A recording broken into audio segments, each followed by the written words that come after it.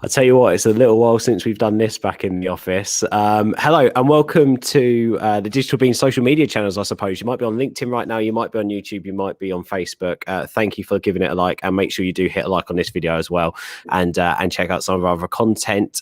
Today, we are back with a brand new live show, and I'll introduce you to Sian in a second. But first of all, this is going to be the first in a little mini series that we're going to do, where I'm going to sit down and talk to business owners virtually from around the Southeast, and then about how some of the most well-known local businesses that we all know and love have got to where they are today. And as I said, today, thankfully, we had Sian Holt on Let's Do Lunch, and she said that she'd be happy to jump on the first show that we've got. She's the managing director of Fudge Kitchen. And just to give you a brief little lowdown on what Fudge Kitchen do, 35 years of experience in the game. Fudge Kitchen, they're the home of handmade and multi-award winning fudges, caramels, brittles, and a lot more. They've been recognised for a number of different awards and accreditations, including the Great Taste Awards, World Food Innovation. I can't say that word, Sian. I don't know what it is. I always go to say innovation. I don't know what that word means. They've also been recognised for their free-from ranges as well, and a lot more. They are proud to produce and pack their products right here in our local county in Kent. Sian, first of all, how are you doing? And thank you for jumping on with me. Hi. Well, we're all doing okay, actually. We're still fudging. Yeah, thanks very much for inviting me on. It's lovely to be the first on the brand new show as well. It's fudging on. I like that. Fudging on. Yes. I need to bring that saying into my life, I've got to say. Yeah. I mean, I gave a brief overview then in some aspects about, how long you've been going, 35 years. You've won award after award. You've had a lot of accreditations. But for someone out there who's watching right now who don't know a lot about Fudge Kitchen or what you guys do, just tell us a little bit about the business. Well, the business as it is now, which is quite different to when it first started, is actually a pretty rounded. So we produce, we wholesale, and we manufacture. Sorry, we produce, we wholesale, and we retail. So we kind of do all things.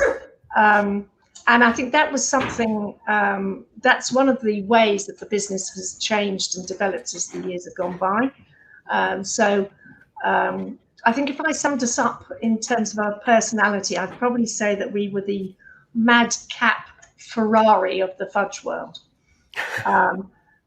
Madcap because on the people front, we're all about engagement, we're all about entertainment, and the people in our retail stores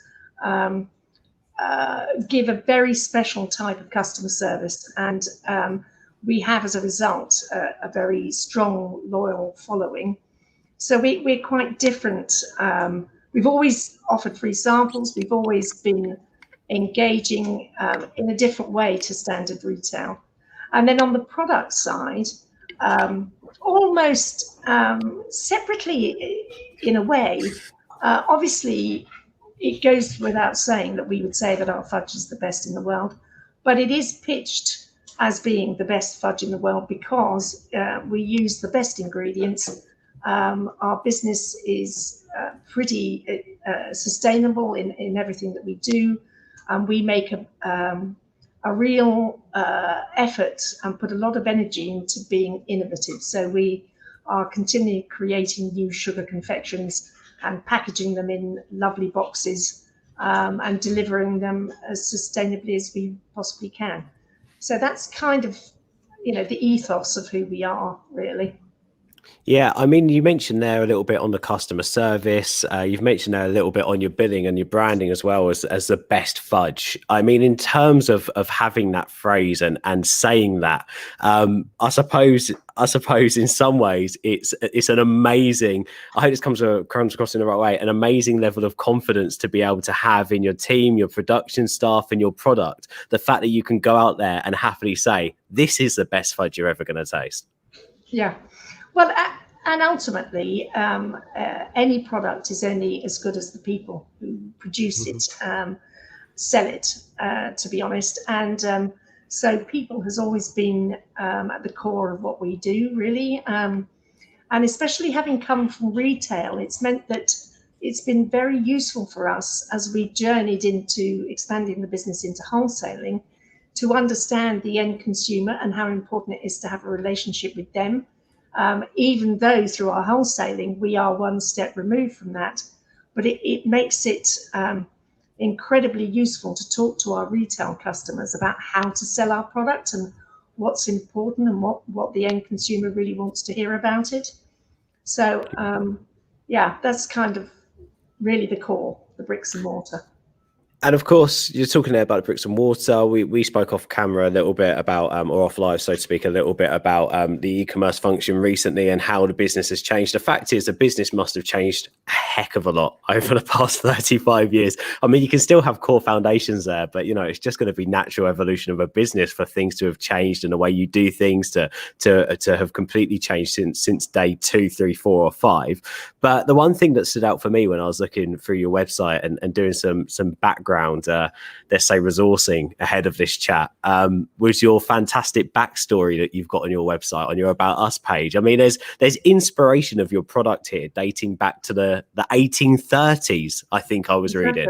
So tell us a little bit about the history that makes Fudge Kitchen what it is now. Well, I'm doing quite well born in the 1830s, aren't I, really? I think you look great, Sian. I think you look great. So our style of fudge is called Slab Fudge because it's made on a marble slab. It's as simple as that. And actually, the method for producing our style of fudge comes from the States. Although people would argue quintessentially that fudge must be English, and everybody might think, oh, it comes from Cornwall. And maybe indeed we had a product in this country which was like fudge. It wasn't called fudge. It was the Americans that termed the name fudge, which is why so often they would use fudge for you fudged it, or it's a fudge, for saying that something is perhaps a mistake, because in fact fudge came about through a mistake when a group of ladies in a ladies' college in the States were undergoing a lesson on how to make toffee, and they didn't take the temperature high enough, and they ended up with this thing that is now called fudge. Is that true? So, that's amazing. Yeah, I've never heard that story before. That's, yeah. You know, in theory it's true, but there are lots of stories. There are lots of different stories about how fudge came about, but I think that's the most convincing and probably the most likely. And certainly the word fudge appeared in America way before it appeared over here. So I think we probably did have a confection, but we may not have called it fudge. So the thing about our style of fudge, just to come back to your original thing, is that it is made, our original fudge is made with no butter. So it is made with whipping cream only. And that is the fudge that we make in our fudge shops, which is an American style slab fudge. And it is so tasty as well. If you haven't tasted exactly what Fudge Kitchen produced, you need. I wish I had some here so that I could make everyone. I should have done that, really, shouldn't I? I should have ordered some in.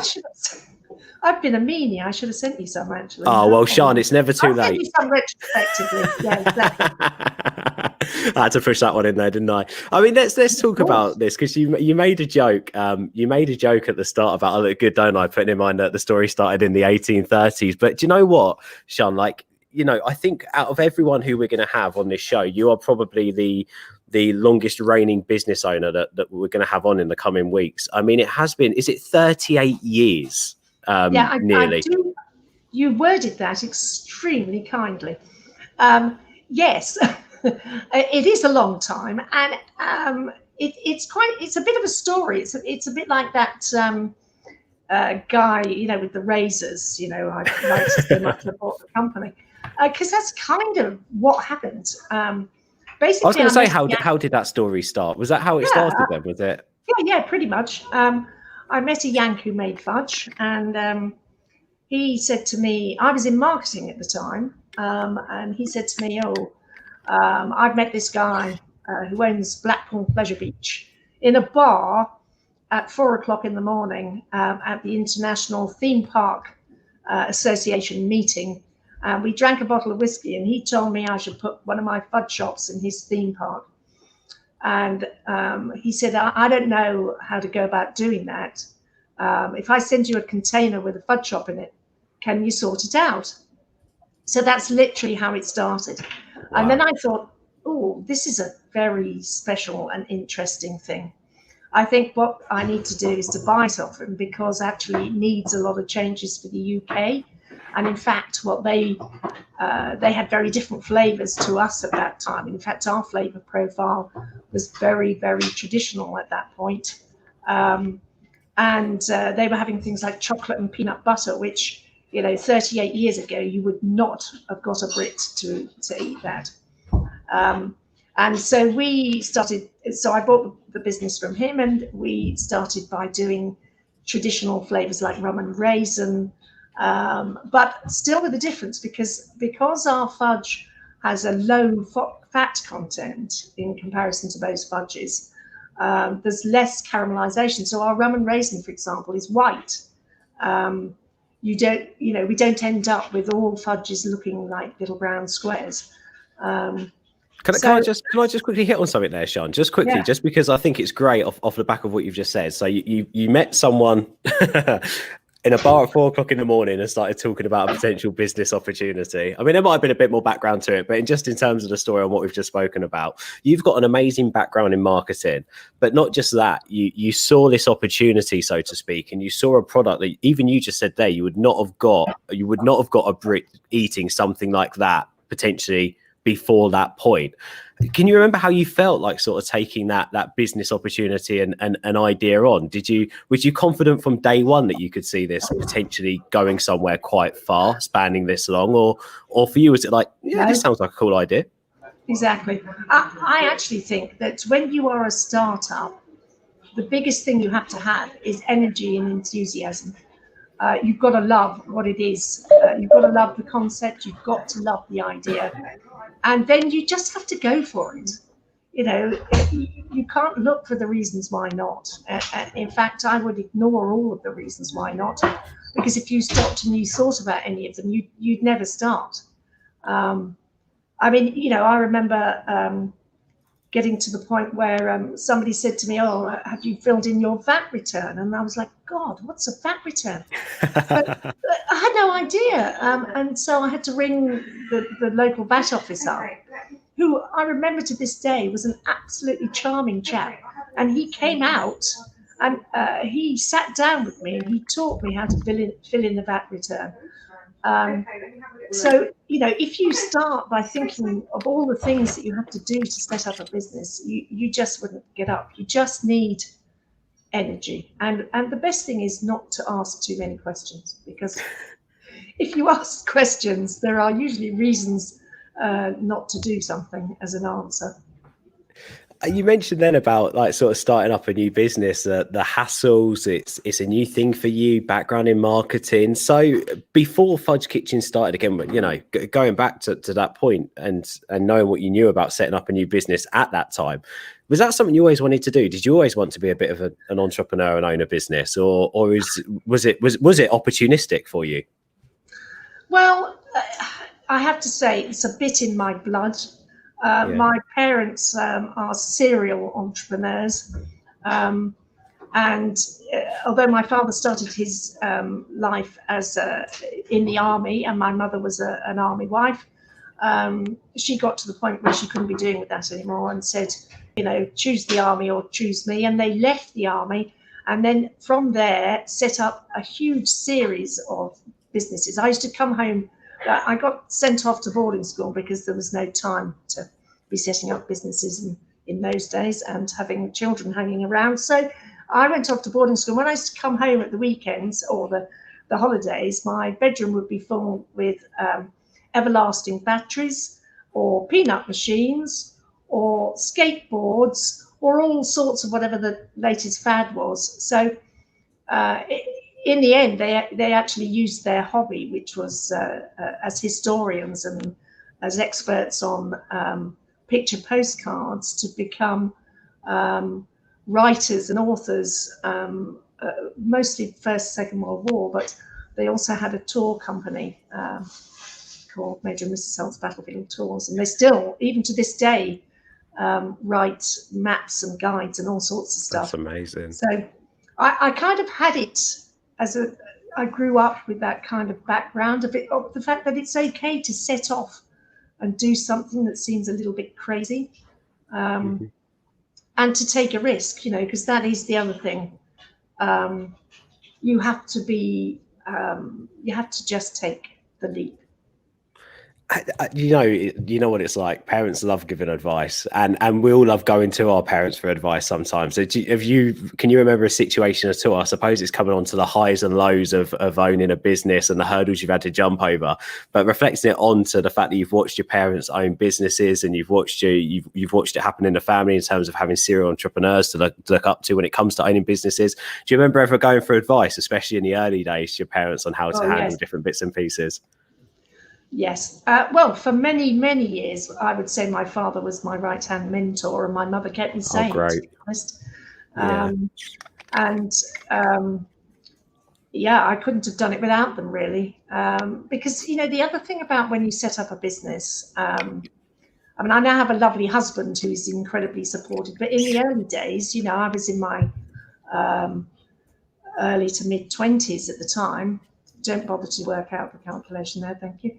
I and Um, and I was, it's very lonely. It can be very lonely when you yeah. start up a business. You don't know who to go to for advice. You need somebody as a sounding board. So it's really good. And that's the other thing I did as the years have gone through. Wherever there's been help buttons, I have pressed them. So if there is free advice to be had, if there is funding to be had, if there is anything that you can use to help you get the most out of your business, then I would press all buttons and see what comes back. Can you remember any situations where you might have maybe not on the funding side, but maybe maybe even recently? It might be something that the pandemic triggered, or it might have been 10 years before. Whenever, obviously, we're talking about a nice time frame here of reflection. Can you remember a moment where you needed a bit of advice? Can you remember a moment where you came over a hurdle and you was like, do you know what? Yeah, I'm happy that we've got through that. Yeah, well, even now, and in fact, since April, I have been using a mentor through the growth program who has been absolutely fabulous, just being a sounding board, of being able to say, gosh, I thought we were going to end up at this level of trading, but we've only ended up at this. What do you think of this? And it's been really useful. So I don't think there is ever a period in your business life where you don't need that. Yeah. And I there's a think lot of organizations and programs out there now, isn't there, which is great for other business owners too. It's not being afraid, isn't it, Sean? I think you've hit on this a couple of times. It's not being afraid to ask for help or yeah, advice. yeah. Yeah. And I I think, think, however long you've been in business, you still don't know everything, and things come along like COVID, and turn your world upside down. So in those situations, you know absolutely nothing. Um, and as we see from giants like Cineworld, I mean, I as a customer of Cineworld, I received their email today, and what a sad and tragic email that was to receive, and so everybody of any size business, startup or well established, needs some help and guidance to get through what we're currently all going through. let's talk about the evolution of business, and I think like this is great to chat because obviously you work you can work in wholesale, you work obviously you work with a shop front, you have an online business as well, you're an e-commerce company too. How has business evolved over the years, and for you, does the digital side of business now excite you as much as maybe the shop front once did? Well, to answer the last question, yes. And really, COVID has changed the whole way we've looked at our business. So historically, the bricks and mortar retail has been a good 2/3 plus of our business. The last third being split between wholesale and online. And obviously, that has changed overnight. So like every other retailer, we were shut for 3 months. We've been open since the 1st of July.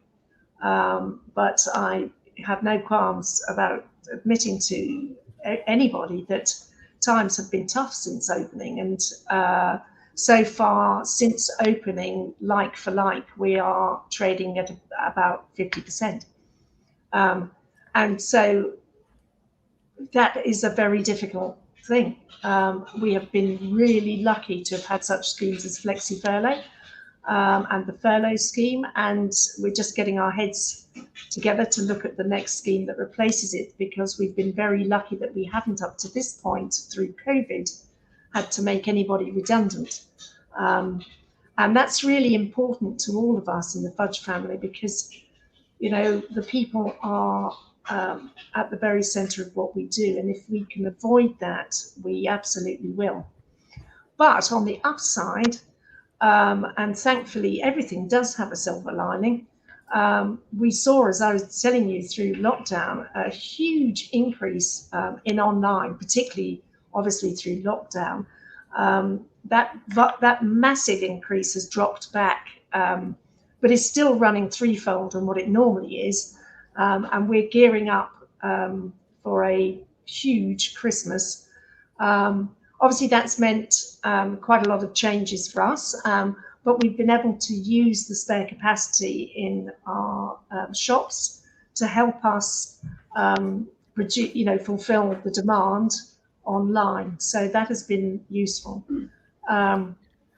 Sadly, at this point, I think the growth in online won't fill the whole of the gap of retail, but we are investing very heavily in our website at the moment, so that we can make sure that that is very much at the forefront of our growth program, whereas previously it probably wasn't number one.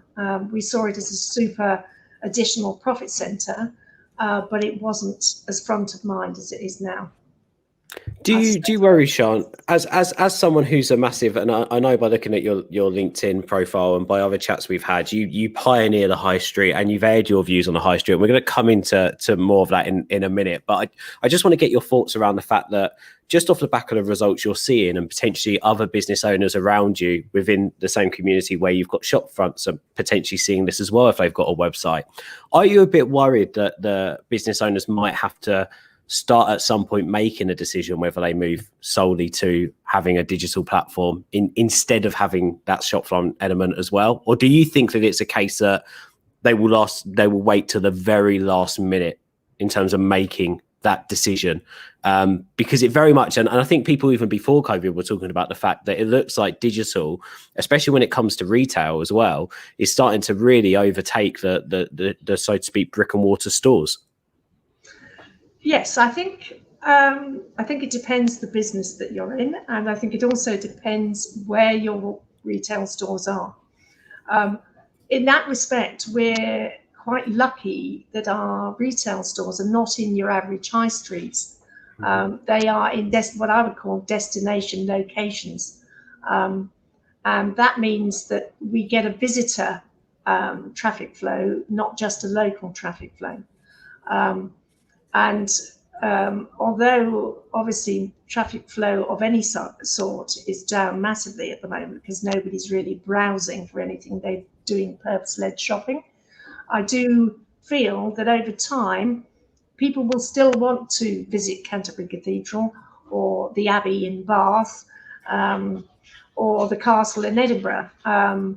As a result, we are probably better assured a future on the high street than we are if we were in a very traditional high street with no leisure draw. And I think the other thing is we are also very lucky to have a product that at one level, not all levels, but at one level does translate quite easily online. What we're finding more difficult is the whole, going back to the beginning of the story here, is that our business is about people. And first and foremost, our product is our people. So getting that across through the website is one of the tasks that we need to look at, really. And that's That's something that needs to change, because one of the biggest trends in retailing before COVID was the development of engagement. And I think you can engage digitally, of course, but I think, as all of us know, because we've been Zoomed and Teamed and all the rest of it for 6 months now, at the end of the day, nothing replaces seeing a real person face to face. And we have just started doing fudge making experiences again in our shops, very safely and with visors and masks and gloves and all the rest of it. But people want to still do that. That is something that is very difficult to replace digitally. This is going to sound extremely stupid, and I don't know why I'm saying this, but do you know when catalogs first started having scratch and sniff? Do you remember that? Yeah, so yeah. that if you wanted to smell a fragrance, you could scratch the catalog and smell it. Yeah, I was saying to someone the other day, could you imagine if if I don't know how you would do it, and it's absolutely impossible, but if you could online go to an e-commerce store and be able to try something on in an online e-commerce store, or smell a fragrance, or try a piece of food, again, it can't happen.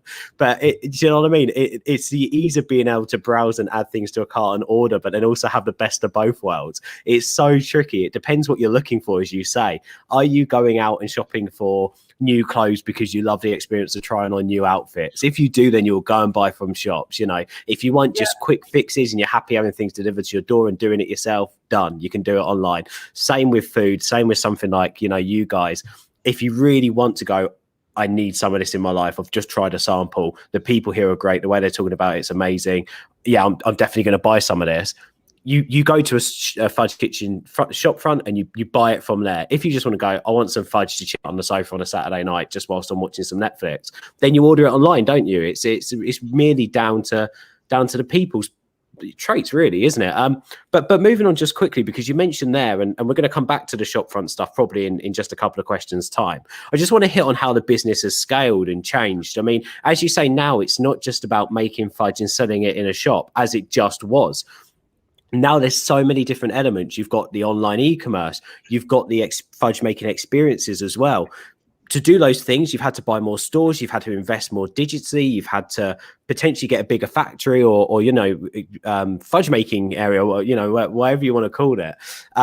So I take it for you guys, the way you've scaled just goes to show in what you offer now as a company. Could you talk us through some of those things and when those changes happened? Yeah, so the baby, or what I call the baby, because it's all relative in 38 years, isn't it, is the wholesale. And again, just as when the fudge shop started, once we'd made the decision, oh, you know what, for our main line of growth, we don't want to be setting up more shops. We want to be wholesaling. Once we'd made that decision, we just went full at it. We didn't stop and find out, well, what do you need to know to be able to wholesale anything? Obviously, the first was that we'd never had a factory. I still don't have a factory, actually. I have a production facility. Oh, wow, okay. Yes. So, because everything is still made in 10-kilo batches, like in the shops, and everything is still done entirely by hand. So I don't feel factory kind of fits it. But anyway, we didn't have one of those.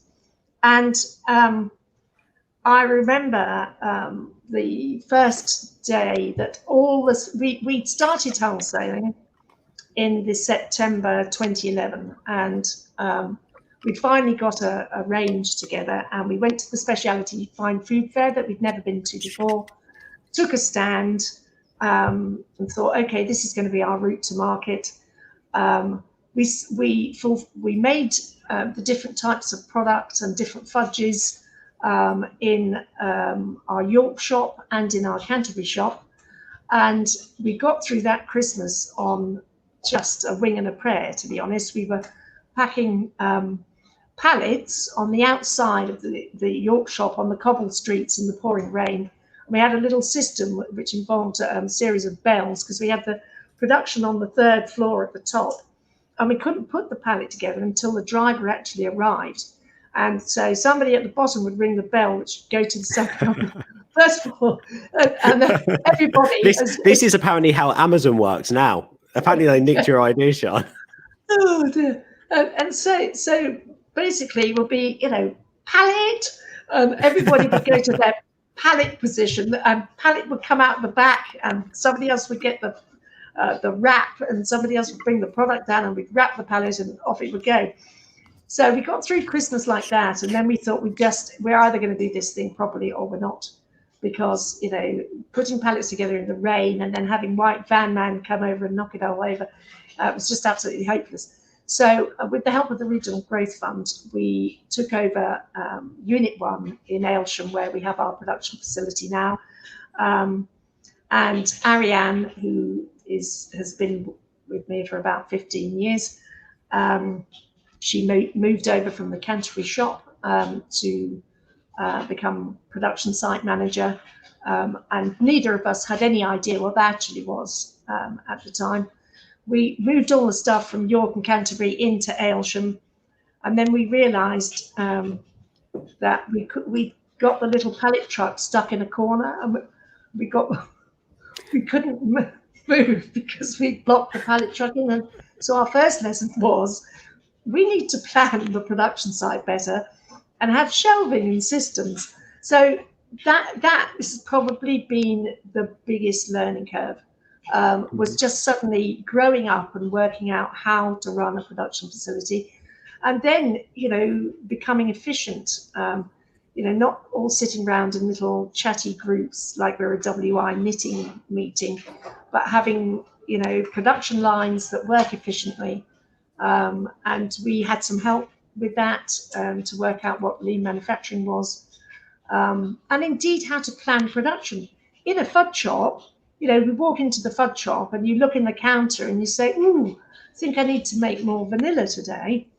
Well, you can't do that in the production facility. It needs a whole system and a process. And well, how many flavors do you have now, Sian, as well? How many fudge flavors do you have now? Everybody will tell me that we have far too many flavors, Sian, and will you stop making another one? I don't know, 50 plus probably. Wow. Can you name 5 of them? Of course. I can name some of my favorite, which are things like blackcurrant and licorice. So it depends the type of fudge. So if it's our gourmet butter fudge that we make in our production facility, the fudge that we predominantly wholesale because it has a longer shelf life, so we just added butter into the mix. The fat content increases and it holds the moisture, basically, in simplistic terms. So that product, I like things like blackcurrant and licorice because I love licorice. I'm a bit of it's a bit of a Marmite kind of thing. Are you one of those people, if you see something that's got licorice in, you'll buy it automatically, not particularly because you like it? See, I'm the same with like anything that's cherry Bakewell flavored. So anything that's cherry Bakewell flavored, it doesn't matter. Like someone could bring out a cherry Bakewell croissant and I would buy it. A cherry Bakewell pasta, I'm like that with anything that's cherry Bakewell. Yeah, that's me and licorice. I love licorice. And we did produce the most amazing salty licorice fudge, and we imported the licorice syrup from an amazing licorice company in Denmark called Lakrids, but nobody but me sadly liked it. So nobody wanted to buy that. So you've still got loads of that fudge now left at home and you're making your way through it. Oh, dear. Blackcurrant and licorice, because us Brits understand that it's a kind of retro sweet that used to suck when you were a kid. So yeah, I like all of those kind of flavors. In our classic slab whipping cream fudge, I would probably go for something like, well, chocolate or orange has always been my classically favorite flavor. And of course, salted caramel is the most popular in whatever type of fudge, and is lovely. It is. Yeah. So probably the wholesaling has been the most changed, the most different. But often it's the little things that you find are the biggest challenges. Employing people is a tricky thing. How many members of staff do you have now, Sian? Just out of interest. Across all areas, 60. Wow. Okay. Yeah, and obviously that's great. That obviously up to now we've just had a pandemic hit, but over the recent, let's say 5 to 10 years, that's grown, Oh, has yeah. it? You've seen the growth in your stuff. Yeah. It's probably doubled over that period of time. Wow, okay, that's serious growth though, isn't it? Over a 10-year period. And you're introducing new things, as you mentioned. You've got the experiences, new flavors. I take it the flavors have probably also doubled over that time as well. Yeah, easily. You've tried But different seasons. tastes have changed. Tastes have completely changed. I mean, and in fact, the rate of change gets quicker. So, even 4 years ago, we launched a speculoos flavored fudge. And everybody said, oh, you can't call it speculoos, Sean, because nobody knows what that is. And so I think the following year, we changed it to continental gingerbread. But now, speculoos is everywhere. We all know what a lotus biscuit is, and we are all eating them. So the rate of change of tastes is definitely picking up speed. Yeah, talking then about the growth and where you've gone in the last 10 years, what's next then for Fudge Kitchen? Do you have any exciting plans now, even during this tough time that you're thinking about for the next 5 to 10 years that you can sort of maybe in some ways hit on, but also excite yourself about as a business owner? Well, I think as you picked up, it's going to be about pushing up the importance of our online and trying to bring Fudge Kitchen to it. So that's going to be our challenge over this next year, is not just to grow that business, but to fudgeify it. So how can we bring the people element, the level of communication that we have in our stores to the online? That's it's going to be a bit of a challenge. Obviously, social media helps and is intrinsic with all of that. But trying to, I suppose, complete the circle for the customer as to how they want to engage, so that they might have experience of you in a store and they want to shop online but get the same kind of feel, or they find you online and they think, gosh, these are madcap, quirky kind of people with a great product. I think I'll go and visit them and do a fudge making experience. So it's trying to... It's almost like launching a new shop, isn't it? Having a whole digital platform to be able to sort out and work. Maybe even a whole new business, it feels like, with everything you've got to do. It is really, it is. And it's not just the selling online. I think that's the thing. It's being able to create a complete journey and give the same customer service and same feel wherever you shop. That's what we say to all of our clients, and that's what we say to all the new business and the SMEs that come and speak to us. It's okay putting money into some paid campaigns. Anyone can spend your money. The most important part of it is creating a full circle, making sure that your business is represented right, making sure the customer service is in place if anyone needs anything, and making sure that you've got it spot on compared to what your competitors are doing at the moment as well. Because you can't just take something, put it on a page and hope it works. You've got to have the reasoning behind it. And like you've just said there, it's got to make complete sense to the business. Otherwise, you literally are just trying to grab some money from people online. And that's not the best representation of a great business. No, and this is new territory for us. We've got some big work to do, but we have quite a clear idea of what where we're going and what we're aiming at now. So exciting. And well, it is, before COVID, my key aim was to open another couple of shops. But that's changed. And now our energy and our focus is definitely to develop our online. Just on that then, Sian, last word on this. Thank you for being on with me. But as I said earlier on, and we've spoken a little bit about it on this podcast, on this episode already, about the high street. You have definitely voiced your concern across social media, and you've been quite willing to talk openly about the high street. So just tell us a little bit, as someone who's got a number of shop fronts, where do you see the high street going? Well, I would like to say that the high street can hang on and be, the core of any city centre that it always has been.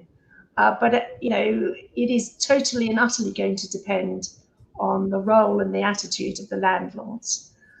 Things can't continue as they are. Retailers can't continue to just accrue full rents going forward without having some kind of understanding that the situation that we're in is going to be shared. The difficulty is going to be shared. I mean, obviously, for investors and pension funds and private individuals who rely on the income of retail rents, this is not an easy thing either. But the answer can't be to simply put it all on the retailer and expect that one day they are going to pay back all the back rent, because no business, no small business, or even a large one, quite frankly, if you look around what's happening, is going to find that sustainable. And the only way we can protect our high streets and our city centres is by working together. And I have to say, sadly, we have mixed experience. We have a couple of landlords who've been amazing, who have shared the whole journey with us, who we are happy to share our figures and our performance to show them at what levels we're trading, and we have been paying rents commensurate with the level that we are trading.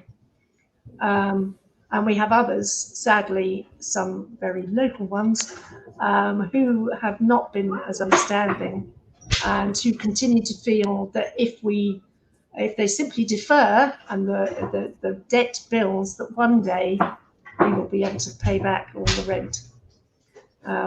So my urge is really to get landlords around a table. It's a discussion we have to have, and we can't bury our heads in the sand and pretend that this thing is going to go away. Very well said. Yeah, together we can fix it, all together, and we just need to keep talking. I think it's so important. Need to keep talking. That my fingers are crossed on all this as well, Sian, and everything that you're putting on your shoulders at the moment.